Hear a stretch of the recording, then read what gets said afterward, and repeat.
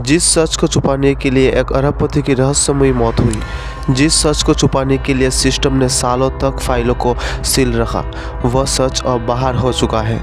नवंबर 2025 में Epstein file transparency act पर sign हुई और नवंबर 2026 में करीब 35 लाख पन्नों का वो कच्चा चिट्ठा खुल गया, जिसने पूरी दुनिया के पावरफुल गलियारों में हड़कंप मचा दिया है। आज हम सिर्फ उस आइलैंड की बात नहीं करेंगे, बल्कि उन 2000 वीडियो और 1,80,000 तस्वीरों की बात करेंगे जो हाल ही में रिलीज़ हुई है। क्या वाकई ये सुसाइड था या किसी बड़े नाम को बचाने के लिए किया गया एक साजिश था? जेफरी एप्स्टीन का लिटिल सेंट जेम्स आइलैंड बाहर से एक जन्नत, लेकिन अंदर से एक हाईटेक ब्लैकमेलिंग फैक्ट्री। 2026 की ताज़ा रिपोर्ट बताती है कि आइलैंड पर मिले सीसीटीवी कैमरे सिर्फ सिक्योरिटी के लिए नहीं थे। हर कमरे में छिपे हुए माइक्रोफोन्स और कैमरे लगे थे। फाइलों से पता चलता है कि एप्स्टीन ने प्रॉस्पेरिटी के नाम पर दुनिया के सबसे बड़े नेताओं, वैज्ञानिकों और बड़े बड़े बिजनेसमैन को वहाँ बुलाया। वहाँ जो भी हुआ उसे रिकॉर्ड किया गया। सवाल यह है कि क्या इन वीडियो का इस्तेमाल उन बड़े नामों को कंट्रोल्स करने के लिए किया गया था? इसी वजह से इसे ब्लैकमेल आइलैंड कहा जाने लगा।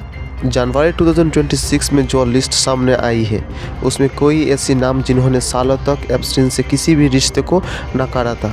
इसमें पूर्व राष्ट्रपति से लेकर हॉलीवुड के सुपरस्टार और यहाँ तक कि शाही परिवारों की सदस्यों के ईमेल और फ्लाइट लॉग्स मिले हैं। हालांकि किसी का नाम लिस्ट में होने का मतलब ये नहीं है कि वो मुजरिम है, लेकिन लोलिता एक्सप्रेस पर दर्जनों बार सफ़र करने वाले इन लोगों के पास आज कोई जवाब नहीं है। 2026 की शुरुआती में ही वाशिंगटन में एक विशेष कमेटी बैठाई गई है जो इन नामों से पूछताछ कर रही है। 10 अगस्त 2019 की वो रात आज भी एक पहेली है। न्यूयॉर्क के सबसे सुरक्षित जेल में एप्स्टीन की लाश मिली।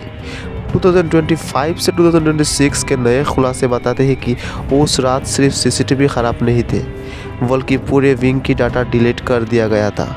गार्ड्स सो रहे थे, सुसाइड वॉच हटा दी गई थी और एप्स्टीन को एक ऐसी सेल में शिफ्ट किया गया जहां कोई उसे देख ना सके। क्या ये महज एक इत्तेफाक था या किसी बड़े आदमी के इशारों पे किया गया ऑपरेशन? दुनिया आज भी मानती है कि एप्स्टीन ने खुदकुशी नहीं की थी।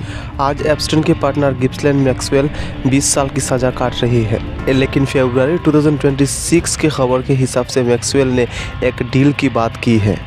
उसका कहना है कि अगर उसकी सज़ा कम की जाए तो वह उन सभी खिलाड़ियों के नाम बताएगी जो अब तक पर्दे के पीछे छुपी है। इंसाफ की ये लड़ाई अब अपने सबसे निर्णायक मोड़ पर है। एप्स्टीन मर चुका है, लेकिन उसके पास मौजूद वो डेटा आज भी किसी न किसी के पास सुरक्षित है।